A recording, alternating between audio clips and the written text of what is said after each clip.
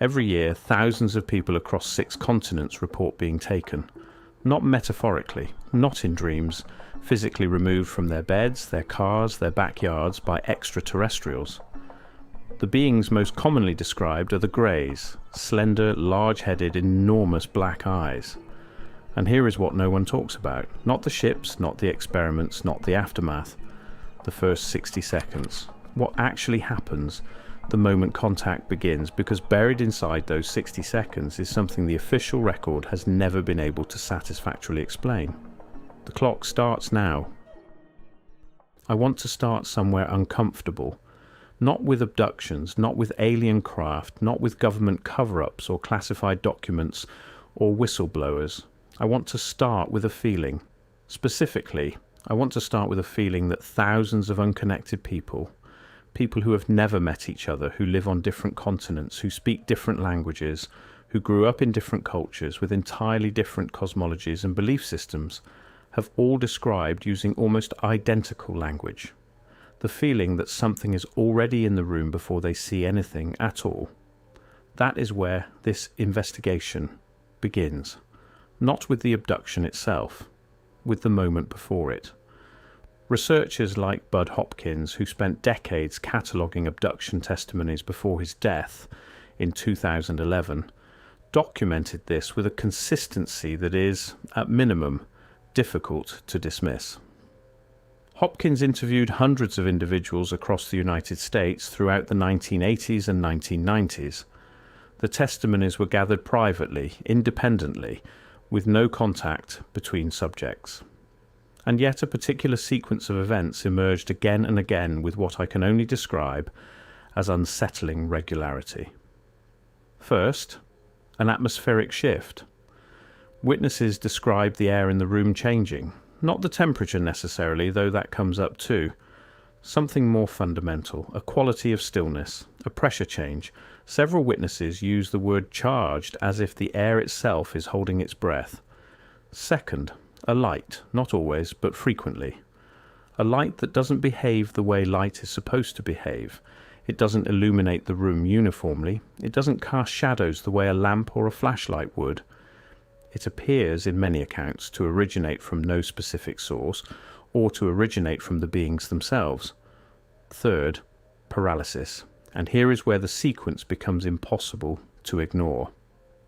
Let me be precise about what I mean by paralysis, because this is not a vague sensation. This is not the sleep paralysis that neurologists will tell you accounts for many abduction reports, and I'll come back to that explanation because I think it breaks down under scrutiny. What witnesses describe is a sudden, total, and in many cases, instantaneous inability to move any voluntary muscle in their body. They can breathe, their eyes can move. In some cases, they retain full sensory awareness, sight, hearing, the ability to feel touch. But they cannot scream, cannot sit up, cannot raise a hand, cannot turn their head. This happens within the first few seconds of contact, before the beings are fully visible, sometimes before they enter the room. I want to sit with that for a moment. The paralysis precedes the visible presence of the beings. In a significant portion of documented cases, witnesses report being unable to move before they can see anything unusual. The feeling, the atmospheric shift, the pressure, and then the inability to move. And only then do the beings appear. The official explanation is sleep paralysis, a well-documented neurological phenomenon in which the brain's mechanism for preventing you from physically acting out your dreams fails to disengage upon waking. The muscles remain locked.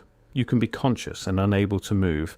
Hallucinations are common in this state, auditory, visual, tactile. That explanation is coherent. It accounts for many of the features. I don't dismiss it, but here is where the official story begins to fracture. Sleep paralysis, by neurological definition, occurs at the boundary between sleep and wakefulness. It requires that the subject was, immediately prior to the episode, asleep. Yet a non-trivial subset of documented abduction cases involve individuals who were unambiguously, verifiably awake. Not drowsy, not drifting, driving vehicles, working in fields, walking outdoors in daylight. Betty and Barney Hill were driving on a rural New Hampshire highway in September 1961 when they encountered what they described as a large craft that descended toward their vehicle. They did not wake from sleep. They were in a moving car. The paralysis that Barney Hill later described under hypnosis, the sudden inability to control his own body, does not fit the neurological model cleanly, and they are not alone. The 1975 Travis Walton case occurred outdoors, in a forest clearing, among 6 witnesses who watched Walton approach a hovering craft. Walton was physically knocked backward by what witnesses described as a beam of light. This is not a bedroom. This is not the hypnagogic state. This is afternoon in a forest with multiple observers. I'm not asking you to conclude anything yet. I'm asking you to notice the pattern. And once you notice it, you cannot stop noticing it. Witnesses who were driving, witnesses who were working, witnesses who were hiking, all reporting the same sequence: the atmospheric shift, the paralysis, the light, and then the beings. Here is where the investigation becomes granular, because the first 60 seconds of a reported abduction are not random. They are not chaotic. They follow a sequence so consistent across cultures and decades that the word protocol begins to seem unavoidable. The beings, almost universally described as between 3 and 5 feet tall, with elongated heads, large black almond-shaped eyes, vestigial noses, thin mouths, and grey or blue-grey skin with a slightly luminescent quality, do not speak in those first seconds. They do not gesture wildly. They do not announce themselves. They move directly to the subject. In most documented cases, there are at least 2 beings present, often 3 or 4, and the behaviour is divided with what appears to be practiced efficiency. 1 or 2 beings move to the head of the subject. 1 or more beings position themselves at the subject's sides or feet. The positioning happens quickly, and then comes the next consistent element: eye contact. Specifically, sustained eye contact made by what witnesses almost universally describe as the lead being, the one nearest the head. This being leans in, positions its enormous black eyes within inches of the witness's face, and holds that gaze. What happens during that eye contact is perhaps the most consistently reported and most poorly understood feature of the entire phenomenon. Witnesses describe it as something happening inside their mind, not painful, not always frightening, though fear is common, something more like an intrusion, a sensation of being read. Several subjects have described it as the feeling of someone going through drawers in a room you thought was locked, quick, purposeful, systematic. Dr. John Mack, a Pulitzer Prize-winning psychiatrist at Harvard University, who spent the last decade of his life investigating abduction testimony, and who risked significant professional consequences for doing so, documented this feature in dozens of his subjects. He called it the communion, and noted that witnesses who had no prior knowledge of abduction literature, no exposure to alien-themed media, independently produced nearly identical descriptions of this ocular interface. Not metaphors, not analogies. The same experience described in the same structural terms by people who had never compared notes. That raises a simple but critical question. What is being transmitted or extracted in that moment? And why does it happen first? Let me introduce a complication. Throughout the decades of documented abduction testimony, witnesses consistently report that the beings communicate, not with sound, not with any visible physical mechanism, but directly into the mind of the witness. Telepathy is the word that gets used, and I understand why that word makes some researchers uncomfortable, myself included. It carries connotations, it invites dismissal. But when you remove the word and look only at the described experience, you are left with something specific. Witnesses report receiving information, instructions or impressions directly in their consciousness with no identifiable sensory pathway. And here is the strange part, not just strange, the part that made me stop and read the transcripts again. The communication is often described as emotionless, not cold exactly, but without the effective quality that human language carries. Witnesses describe receiving something like concepts or images or direct knowing, rather than words. And several witnesses independently describe the first communication they receive as something along the lines of, "Do not be afraid, do not be afraid." That phrase, or something equivalent to it, shows up with remarkable frequency across abduction literature. Betty Hill reported receiving reassurances. Whitley Strieber, in his 1987 account, described the first communication from the beings as a kind of insistence that he not be frightened, though it was delivered without warmth, almost clinically. Why would beings capable of overriding the voluntary nervous system need to manage the emotional state of their subjects? If the paralysis is complete and effective, why is fear reduction a priority? Unless the paralysis isn't the point, unless the emotional state of the subject matters for whatever is being done to them, unless what happens in those first seconds, in that eye contact, requires something specific from the witness's mind, a quality of openness or stillness, or access that terror might interfere with. The deeper you go into the witness transcripts, the more that possibility becomes difficult to set aside.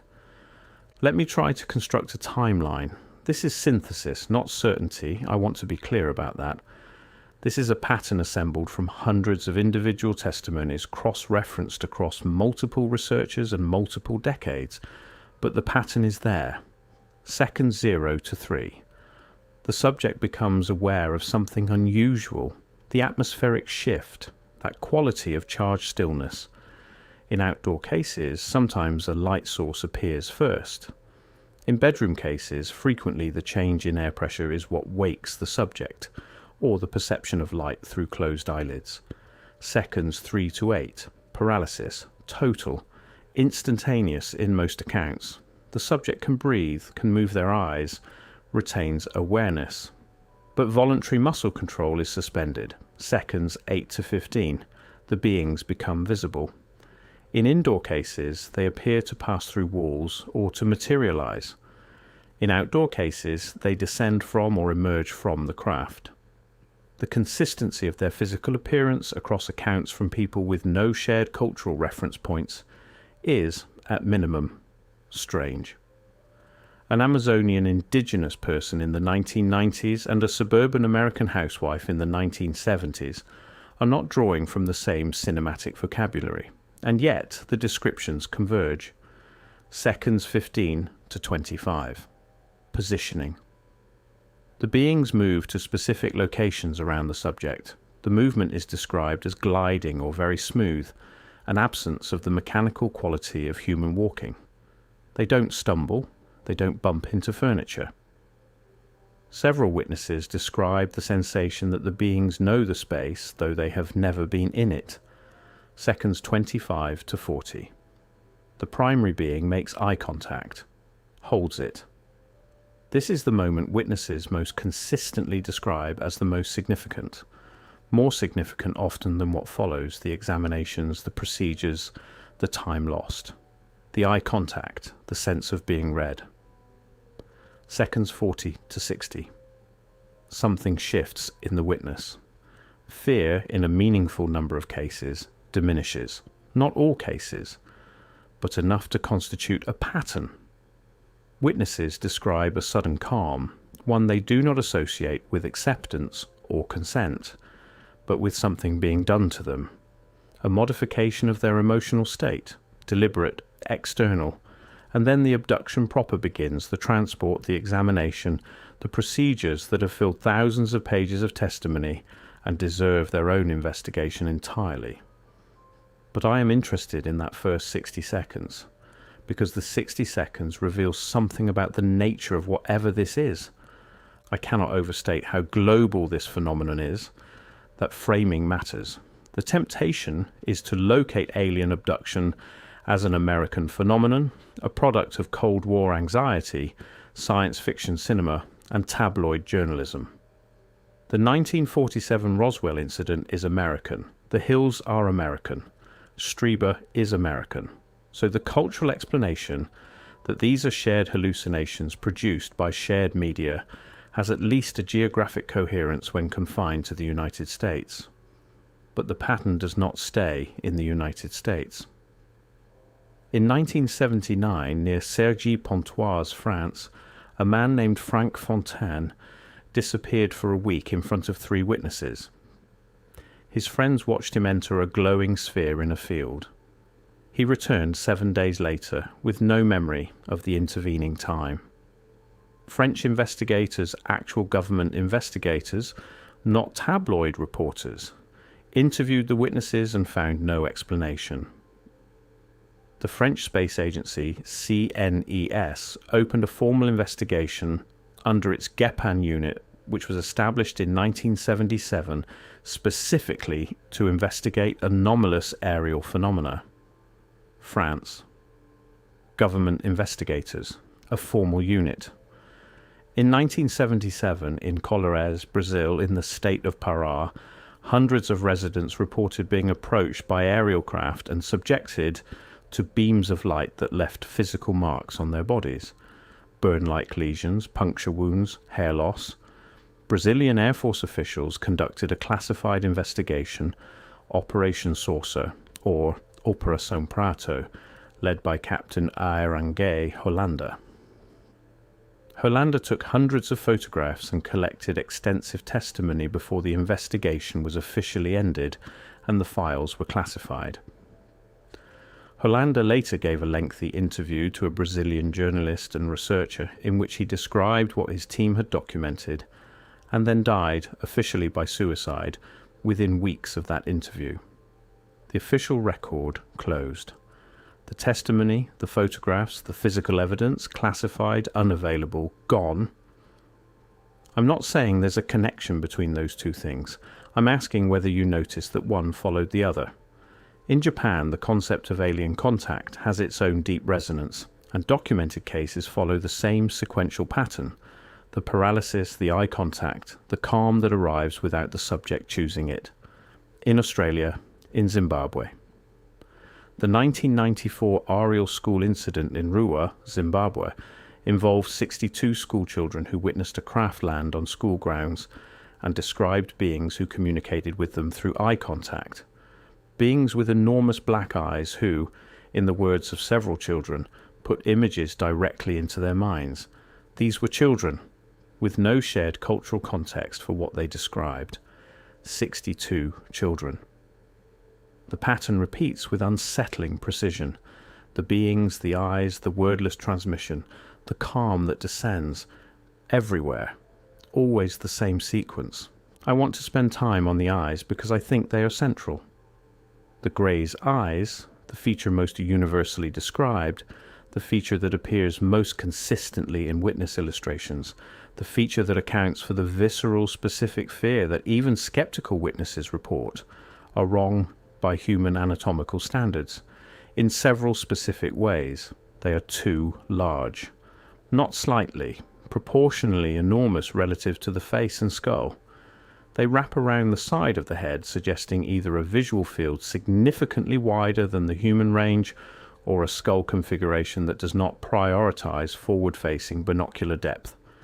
Perception the way ours does. They are uniformly black, no visible sclera, the white of the eye that humans use to communicate emotional state and direction of gaze. No visible iris, no visible pupil, just unbroken black. And here is something the researchers noticed, something that builds slowly in the literature until it becomes something you cannot explain away. Witnesses almost universally describe the eyes as not merely large, but as active, as doing something. Not passive optical receivers, something that functions intentionally, directionally, purposefully in that sustained eye contact. David Jacobs, a historian at Temple University who spent 30 years investigating abduction testimony through hypnotic regression, documented a specific feature he called the mind scan, his term for the exchange that occurs during that initial eye contact. Jacobs collected testimony from hundreds of subjects, all of whom independently describe the feeling of the being accessing their memory, their emotions, their sense of self, through the vehicle of that gaze, not looking at their eyes, into them, through them. Jacobs was not making a metaphysical claim. He was documenting a reported experience that appeared with such consistency across his subjects that he felt obligated to describe it as a procedure, something the beings do systematically, as a first step. First step of what? That is where the question becomes genuinely uncomfortable. Because if the eye contact is procedural, if it's the first step in a sequence, then it implies intent, preparation, a goal that requires knowing something about the subject before anything else can happen. The deeper I followed that thread, the harder it became to set down. I keep returning to the calm. The fear that witnesses experience in those first seconds is, by all accounts, extreme, primal. Several subjects describe it as the most intense fear of their lives, a total body response that goes beyond what fear normally feels like, something closer to the certainty of death. The paralysis makes it worse. The inability to scream or flee while something approaches removes every evolved response the body has for survival. And then the calm arrives. Not always. I want to be precise about that. Some witnesses report sustained terror throughout. But a significant number, Strieber, various subjects of Hopkins and Jacobs, multiple of Dr. Mack's patients, describe a transition. The fear doesn't fade naturally, the way fear fades when a threat retreats. It is replaced, as if a switch was thrown, as if something external decided that the fear was no longer necessary or useful, and turned it off. The witnesses don't experience this as comfort. Most of them, in retrospect, find it more unsettling than the fear itself, because they report knowing in the moment that the calm is not coming from them. They are not calming themselves down. They are being calmed from outside. This raises a simple but critical question, and I've turned it over many times. Is the calm a kindness or a technique? Is whatever is being done to the subject made easier or made possible by a mind that is not in a state of acute terror? Is the emotional modification a preparation? And if it is a preparation, what comes next that requires it? Most people who engage with abduction literature focus on what happens after the first 60 seconds, the examinations, the collection of biological material, the strange environments, the beings that appear to supervise and beings that appear to perform procedures, the rooms that witnesses describe with consistent architectural features, despite never having compared notes. I am not going to catalogue all of that here. Not because it isn't important, it is, but because I think focusing on the examination phase has allowed us to miss what the first 60 seconds are telling us. What the first 60 seconds suggest is not chaos, not randomness, not the behaviour of something that encountered us by accident.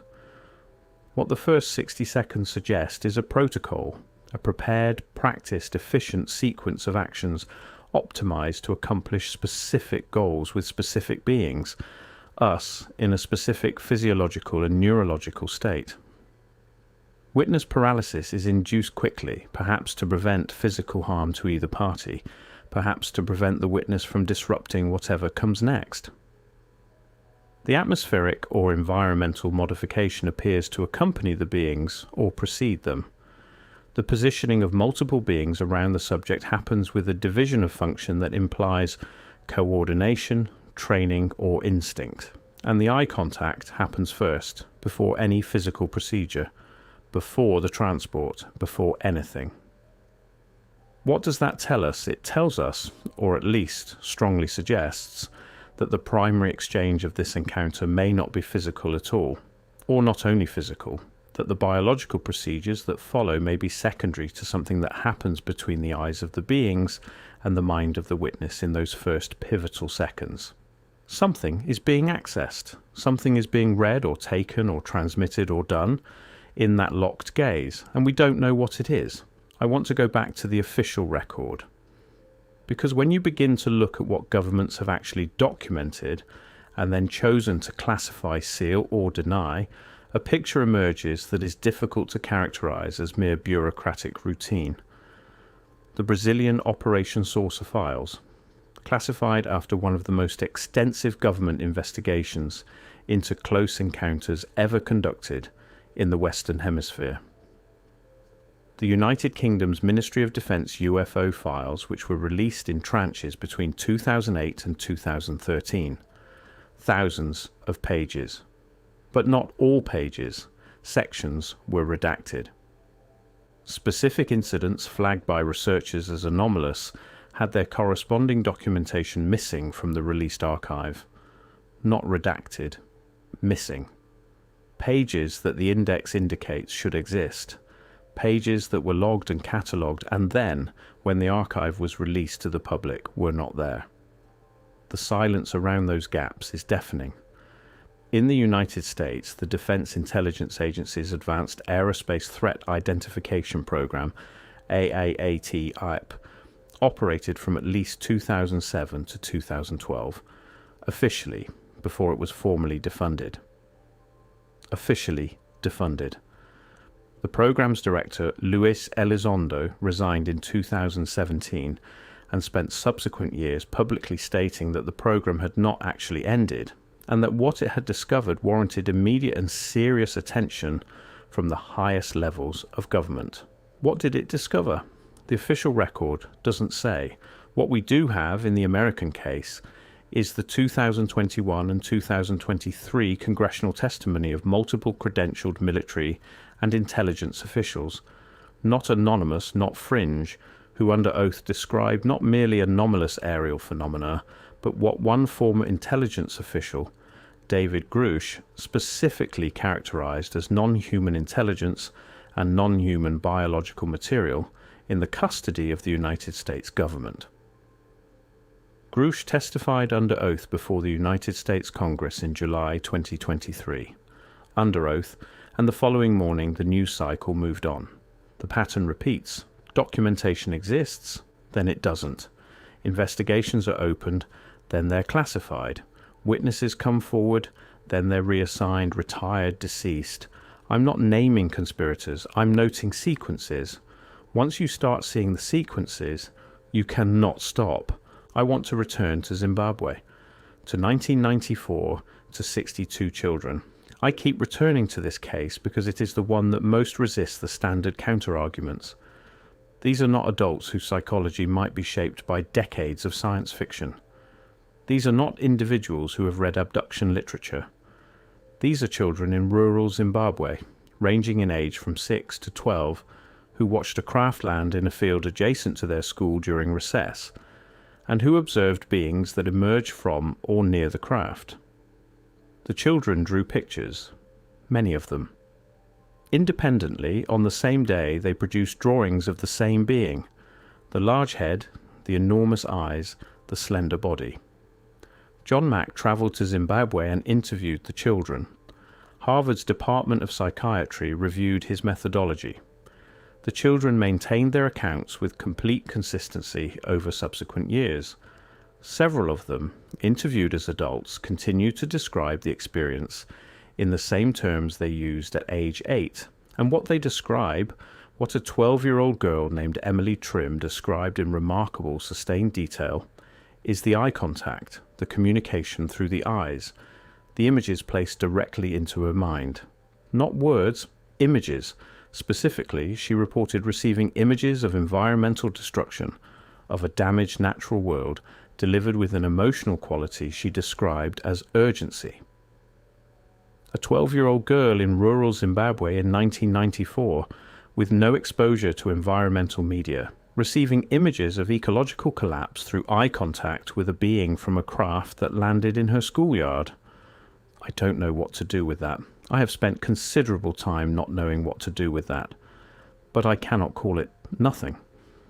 Let me try to assemble what the evidence suggests, not what it proves, because the honest answer is that the evidence taken in total proves nothing definitive. But what it suggests is worth sitting with. The Greys, if we accept that name, if we accept the consistent physical description as referring to a consistent entity, appear to operate according to a structured sequence when they make contact with human beings. The sequence begins with environmental modification, proceeds to induce paralysis, involves direct ocular engagement, includes apparent neural or psychological interface, and then continues into procedures we don't fully understand. The sequence is consistent across decades, across continents, across cultures, across individuals who had no contact with each other and no shared cultural source for what they describe. The governments of multiple nations have investigated this phenomenon formally, have documented evidence, and have then classified, sealed, or quietly destroyed that documentation. Not all of it, enough of it to leave significant and suspicious gaps. The scientific establishment has not meaningfully engaged. Individual scientists, Hopkins was not a scientist, but Mack was, and Jacobs was, and there are others, have paid professional prices for taking the testimony seriously. The incentive structure of academic science does not reward investigating things that cannot be replicated in a laboratory, and abductions, by their nature, do not replicate in laboratories. And here is where I find myself, having looked at the testimony, having read the classified then released documents, having followed the consistent pattern across 60 years and 6 continents, having taken seriously both the counter-arguments and the evidence that survives them. I find myself left with questions. What is the purpose of the eye contact? Why does it happen first, before the paralysis is tested, before any physical procedure, before the transport? What is being accessed that must be accessed before anything else can proceed? Why is the calm delivered? What does it enable? What would be impossible without it? Why 60 seconds? Why this particular sequence? Why the same sequence everywhere? Always. Why do the children of Ariel School draw the same eyes that Betty Hill described in 1961? Why does a woman in Brazil in 1977 experience the same progression, the stillness, the paralysis, the gaze, as a man in rural England in 2003?